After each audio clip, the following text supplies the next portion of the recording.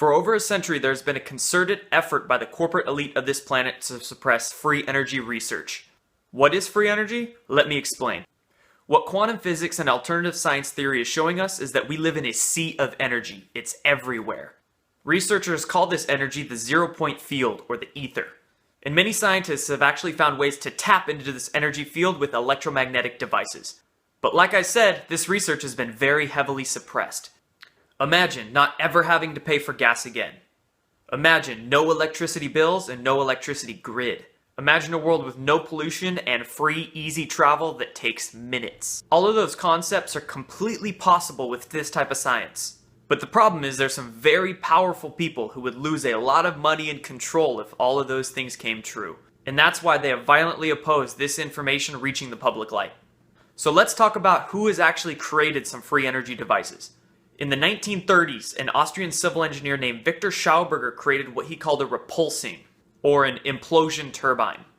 This device uses an impeller instead of a propeller to create energy from water. Instead of destructive explosive forces that fossil fuels use, this uses this force of implosion, a much easier, safer, and more natural way of producing energy. Then there's the famous Nikola Tesla. And in the early 1900s, he did a lot of research into what he called radiant energy and created devices that could tap into this radiant energy. He is quoted as saying, "Electrical power is everywhere in unlimited quantities, and can drive the world's machinery without the need of oil, gas, and coal." Unfortunately, when his financer, banker J.P. Morgan, found out what he was trying to do, he pulled all his funding and killed his projects.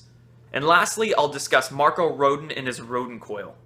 Marco Rodin pioneered what's called vortex mathematics, or what he called the mathematical fingerprint of God. Vortex math maps out the torus, which is the natural shape of energy flow in our universe. When you make a Rodin coil, it circulates electromagnetic energy in this torus pattern. You can then tap into the zero-point energy field with this donut-shaped device.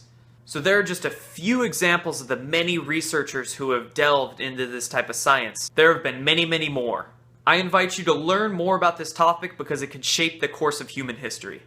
And it is going to, so it's time to catch up. Thanks for watching, comment your thoughts below. I'll be making more videos about need-to-know topics soon. Done.